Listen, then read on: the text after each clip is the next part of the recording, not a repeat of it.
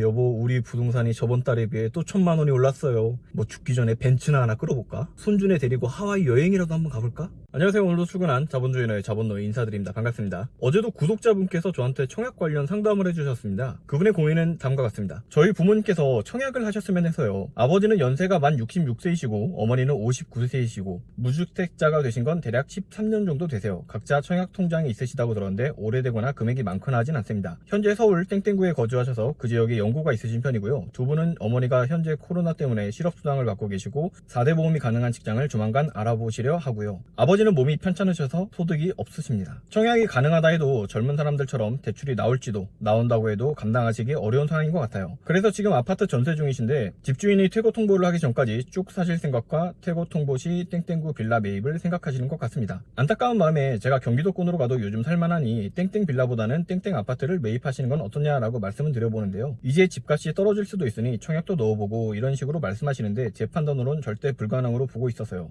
자금 여부로 인해서 경기도 청약 권유를 꼭 성공시켜서 새 집에 사시기를 꼭 바라거든요. 현재 부모님은 3억 정도의 전세에 거주 중이세요. 이럴 경우 어찌해야 할지 너무 고민스럽습니다 라고 상담을 해주셨습니다. 내용을 요약을 하자면은 부모님께서는 지금 3억 정도 하는 전세에 거주 중이신데 지금 무주택 기간이 굉장히 길기 때문에 청약에 당첨될 확률이 굉장히 높으신 거죠. 그렇게 부모님께서 청약을 통해서 돈을 버셨으면 좋겠는데 부모님께서는 이 청약이라는 걸 굉장히 좀 무서워하시고 이제 지금 나이에 66세에 청약이 돼도 이제 소득원이 불분명하기 때문에 대출을 어떻게 갚아야 될지 모르겠다. 이게 지금 걱정이신 거잖아요. 현실적인 문제로 부모님께서 연세가 있으시고 앞으로 소득이 불분명하세요. 이럴 때 어떻게 대출을 받고 대출을 어떻게 갚아야 되는지 다 방법이 있습니다. 디딤돌 대출에도 대출 심사라는 걸 하거든요. 뭐 여러 가지 조건들이 있는데 전부 다 적합하신 것 같고 딱 하나 마음에 걸리는 게 소득이 불분명하다. 소득이 안 잡히게 되면은 당연히 대출 심사에 어려움이 있는 거는 물론 누구나 아는 사실입니다. 근데 대부분 여러분들이 모르시는 게 연금 소득도 소득으로 취급을 하거든요. 아버지께서 만 66세라고 하셨으니까 지금 연금을 받고 계실 거예요. 연금도 소득이기 때문에 디딤돌 대출이 가능합니다. 근데 지금 연금이 어느 정도까지 나오시는지는 모르겠는데 예를 들어서 내가 연금이 30만원 밖에 안 나와. 근데 대출 원금이랑 이자 포함해가지고 한 달에 뭐 40만원 50만원이 나가야 되는 상황이야. 그러면 물론 생활이 힘들겠죠. 이럴 때 어떤 해결 방안이 있냐면은 내가 지금 전세를 살고 있는 금액이 3억이잖아. 근데 내가 매매를 하고 싶은 거는 4억이야.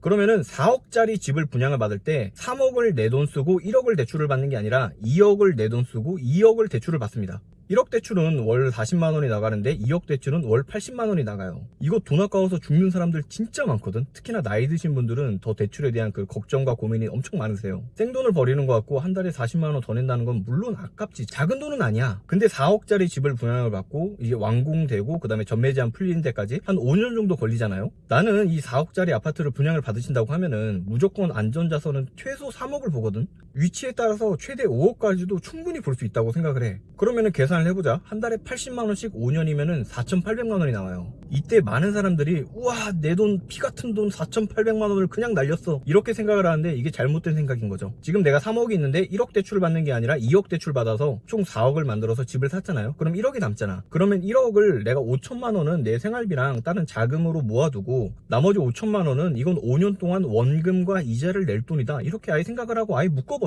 2억을 대출 받아가지고 5년 동안 원금과 이자를 낸다고 계산하면은 5년 뒤에 남는 원금은 1억 7천입니다. 3천만원은 원금을 갚는 데 쓴 거고 1,700만원은 이자를 갚는 데 쓴 거야. 4억짜리 집을 샀는데 5년 뒤에 9억이 됐네? 그러면 9억에서 1억 7천만원 빼봐. 그럼 7억 3천이 남잖아. 집값이 5억만큼 안 올랐어. 4억 올랐어. 그러면 8억에 팔고 1억 7천을 원금이랑 이자를 갚아. 그래도 6억 3천이지. 7억에 팔면은 5억 3천이 남고. 이건 얼마든 간에 무조건 해야 되는 장사가 아닌가? 난 그렇게 생각을 하거든요.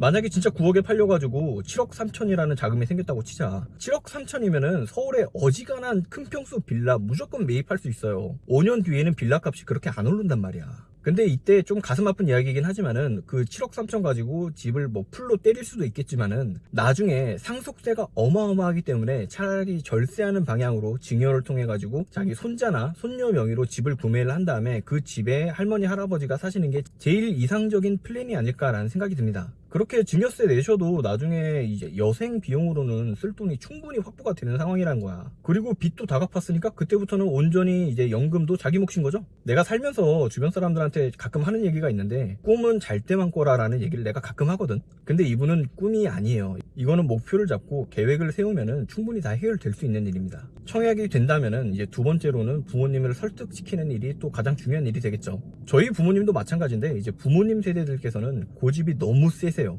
부모님 생각에 한 번 아닌 거는 죽어도 아닌 거야. 청약을 두려워하는 나이 드신 분한테 귀에다 대고 5억 드릴게요, 청약하세요, 백날 얘기해봤자 이건 안 통해. 특히나 부동산 같은 경우에는 자기가 그 부동산을 통해 가지고 몇 배의 수익을 남기는 거, 그 경험이 없는 사람들은 이게 백날 얘기해도 안 통하는 이야기야. 이건 좀 다른 이야기이긴 한데, 저희 부모님께서도 제가 어릴 때 저희 집에 에어컨이 없을 때 에어컨을 누구가 샀는데 이게 전기세가 막 20만원 30만원 나왔다더라, 이 얘기를 한번 들으신 뒤로 내가 어릴 때부터 에어컨이 없이 살았어. 그리고 이제 결혼을 하고 분가를 하고 부모님께서도 좋은 집에 사시는데 아직까지 에어컨을 안 사셔가지고 내가 작년인가 재작년인가 에어컨을 한 대 장만을 해드렸거든요. 그런데도 절대 안 써, 우리 부모님은. 늘 부모님 집에 갈 때마다 얘기를 하지. 옛날이랑 다르다, 에어컨 좀 틀고 살아라, 전기세 그렇게 걱정되면 내가 다 내줄게, 전기세 다 내줄 테니까 제발 에어컨 좀 틀고 더워 죽겠어 라고 아주 싸워도 에어컨을 절대 안 틀어요. 제가 남의 집 제사상에다가 뭐 감나라 배나라 뭐 이런 얘기할 그런 자격은 없지만은,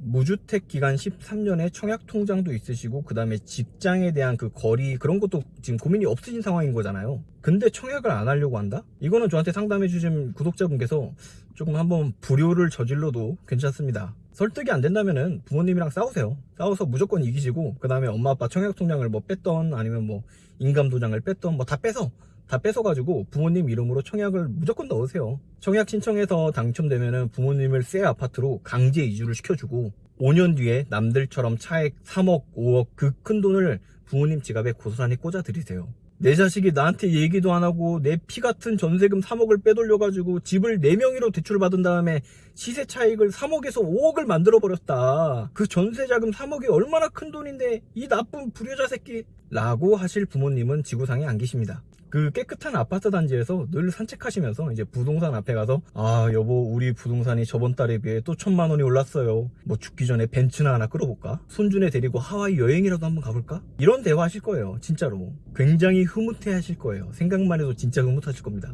요즘에 되게 좀 시표자? 뭐 그런 말도 있더만. 부모님을 꼭 잘 설득을 해가지고 꼭 청약에 당첨되시기를 마음속 간절히 바라겠습니다. 그리고 하나만 더 얘기할게요. 이분께서 저랑 길게 카톡을 나누고 그 다음에 저한테 고맙다고 이렇게 기프트콘을 하나 주셨어요. 이런 거 안 보내셔도 됩니다. 저 바라는 거 아무것도 없어요. 진짜 안 보내셔도 되고. 그리고 보내주신 분께는 죄송한데 내가 스타벅스 갈 시간이 없어가지고 내 와이프한테 그 기프트콘을 넘겨줬단 말이야. 내 와이프가 바로 나한테 어떤 여자가 보내줬어? 하면서 막 물어보더라고. 남자가 이걸 당신한테 왜 보내? 어떤 여자야? 사실대로 말해. 막 이렇게 저를 지금 막 추궁하고 있습니다. 내 와이프는 아직 내가 유튜브를 하는 걸 모르거든. 내가 유튜브를 하면은 좀 엄청 성공을 해가지고 내가 당당하게 얘기할 때까지 얘기를 안 할 거야. 여기까지 보셨으면은 제 채널의 구독자라고 생각이 들거든요. 아래에 카톡 아이디 남겨드릴 테니 언제든지 궁금하신 거라던가 좀 고민 상담이 있으시면 저에게 카톡 주시기를 바라겠습니다. 재밌게 들어주셨다면 구독과 좋아요, 알림 설정까지 부탁드리겠습니다. 감사합니다.